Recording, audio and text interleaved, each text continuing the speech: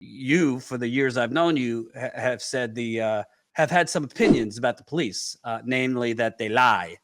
And it seems to me that the police down in Texas have done a lot of lying over the last few days about what happened in this horrible shooting with 19 children killed, 2 teachers, and now parents that have lost their children are calling out the police. Let me just run through kind of the updates if the viewers aren't aware. This is from the New York Times. A father outside the school says officers were just standing out there. Javier Cazares, a father whose 9-year-old daughter was killed in the massacre, said that officials have been misrepresenting the response of law enforcement during the shooting at Robb Elementary. Quote, they said they rushed in and all that. We didn't see that, said Mr. Cazares, who was outside the school during the attack and heard gunshots. He saw police officers evacuating children, but grew angry, he said, when he did not see the officers enter the school immediately. Mr. Cazares wanted to rush in himself to help his daughter, Jacqueline, saying he would carry his little girl out himself, but they told him, let them do their work. Mr. Cazares said he didn't understand why the officers were, quote, just standing out there for so long. Quote, there were plenty of men out there armed to the teeth that could have gone in faster. This could have been over in a couple minutes. He said that it took 15 or 20 minutes for law enforcement to bring protective shields to enter the school. Quote, they were there without proper equipment. His daughter's cousin also died in the shooting. Mr. Cazares said he believes that a faster police response would have made a difference. Quote, more kids would have been saved, in my opinion. So I want to show this clip, and it's just horrible. This is of parents while this shooter was inside shooting people, pleading with the police to act. This went on, I mean, there's different accounts, but at least for a half hour to 45 minutes. Let's play this column. We're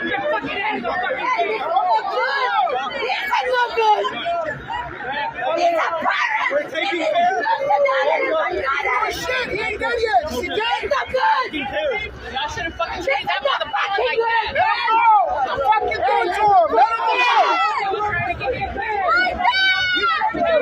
Get him, I'll disparar, güey. We're shooting.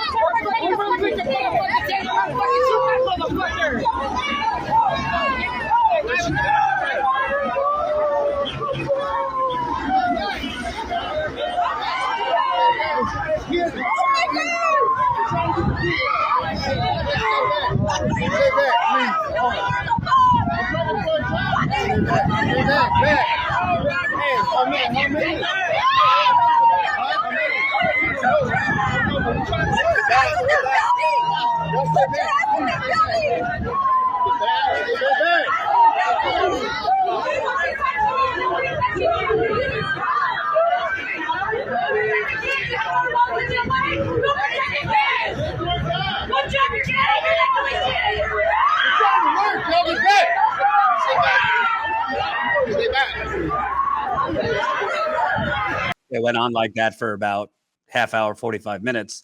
And one Texas officer, a lieutenant, I don't know if he just accidentally told the truth or he knew what he was saying, but he revealed that at some point, police officers went in specifically to save their own children. If we could play that. And we've also heard word that a Border Patrol agent was struck with gunfire, a few officers shot.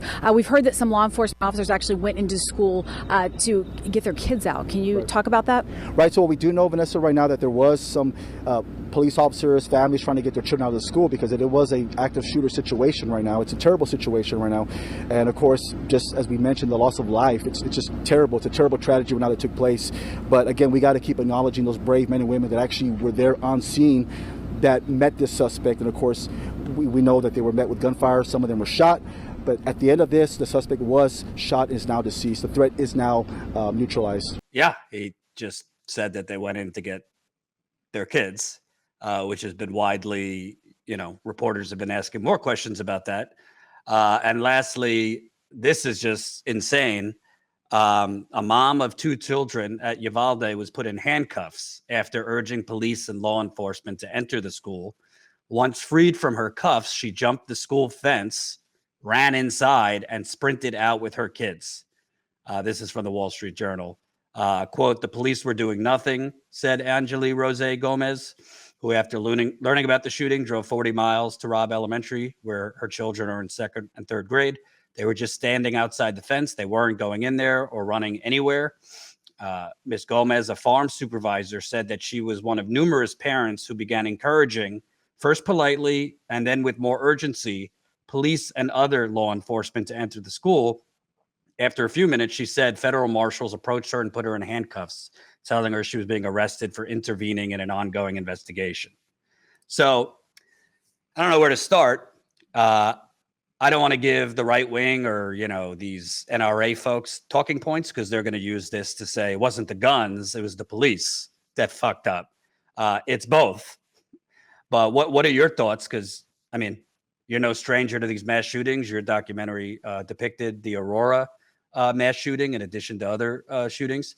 I thought all we need is more good guys with a gun.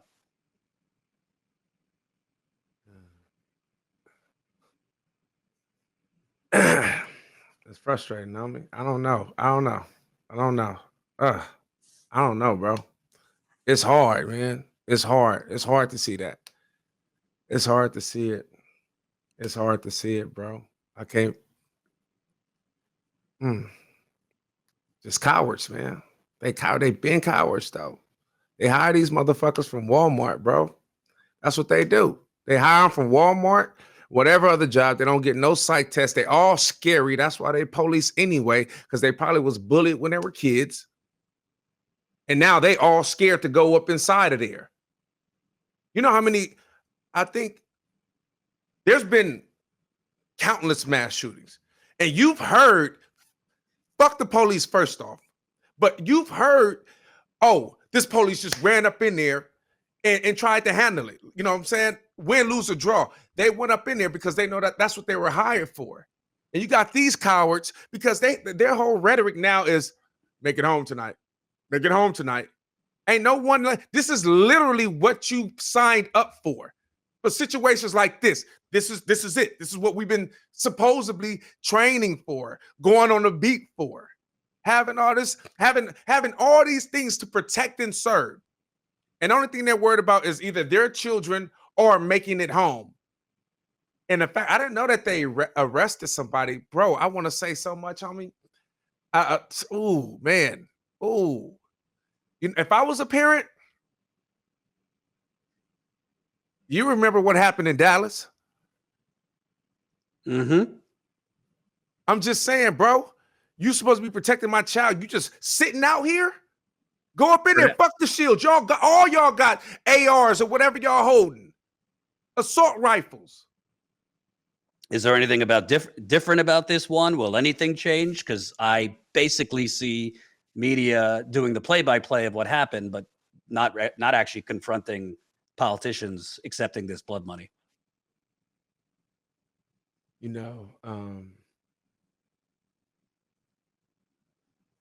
I knew after Newtown that we were fucked.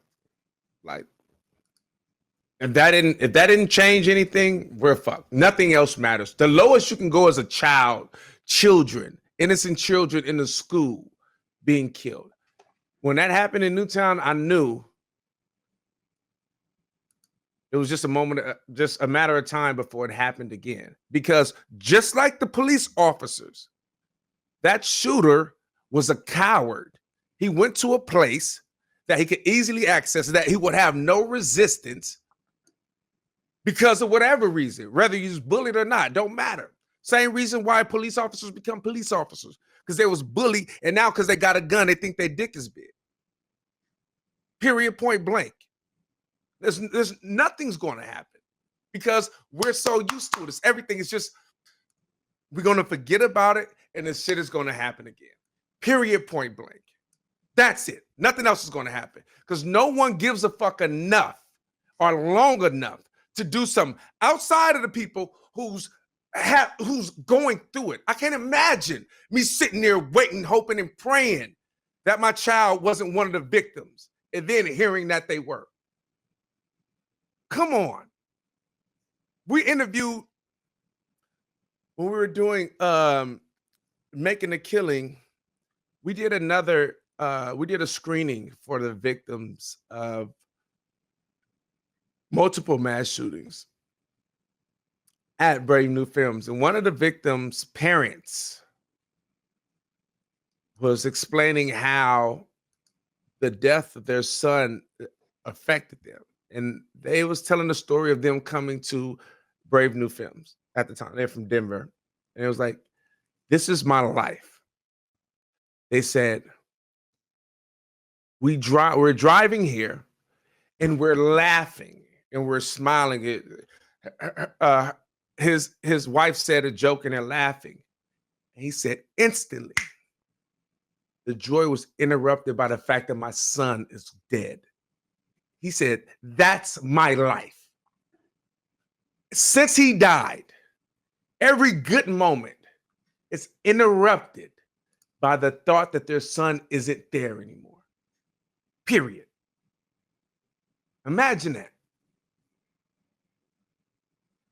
I also want to show this super chat, and then it brings me to Joe Manchin. Observer, $5. If a bunch of bullets tore through a country club, could that have a marvelous, encouraging effect on legislators? Well, probably. Country club, a horse race, something where wealthy people gather. Yeah, but no, it'll have a a lot of the parents too also said, you know what?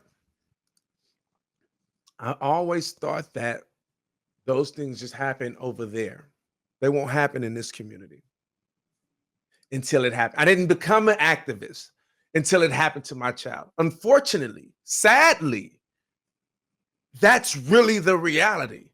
I mean, if you want pro-gun people to change up, let that happen in a pro-gun where 19 of their children die. Regardless if somebody had a gun and end up killing them, let 19 of their children die. They're going to change. That's the only possible way. You think about just think about gay rights and think about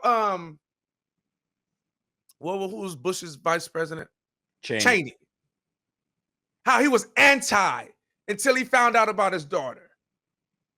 Like sometimes people just don't even encourage or have empathy. Like they literally can't look at something and imagine themselves in that. They literally have to go through it. Seeing the child dead. Or maybe, what if they just showed the children dead? Just laid out dead. Sometimes imagery, sometimes seeing it can change. But for the most part, the lack of empathy, the only way that you can possibly have change is that it has to happen to them. Because the majority of people just think because of their lives, because they haven't been through much. Sometimes when you grow up in a certain neighborhood, in certain areas that's impoverished and gun shootings happen all the time, you imagine that. When I got to go to school every day, and one day I go to school and a guy that I've been going to school with that lives in my neighborhood, that I've been walking to school with since we was in elementary school is now dead. My parents they're going to think differently. They're going to make me walk another way. They're going to probably start taking me to school. This is what happened in certain communities where you don't get this type of publicity. You don't get no mental health. You don't get no therapists that allow you to talk. You're just assumed to get over and keep living life. There's a whole lot of kids that deal with death of friends, family members daily in Black communities and in Mexican communities that they're just assumed to go on with life. There's no type of help and therapy and things like that. But those parents have empathy. They understand, like, look, something has to change. You know what I'm saying? And so if you don't deal with that type of stuff, it's easy for you to just be like, that's ain't gonna happen. That's over there. I've heard so many, and I'm not saying whether it's good or bad. I'm just saying it's something to think about. So many survivors of mass shootings, and I'm speaking of survivors as like the victims' families, talk about how they never thought that could happen to them. Like they became an activist after this. Imagine if they would have became activists at the Columbine. After Denver, Colorado, Aurora, yeah. Aurora. It could have missed them if it mattered enough. If we had enough empathy, imagine that. But no one. Imagine it at the Vegas, at the Florida, twice, right?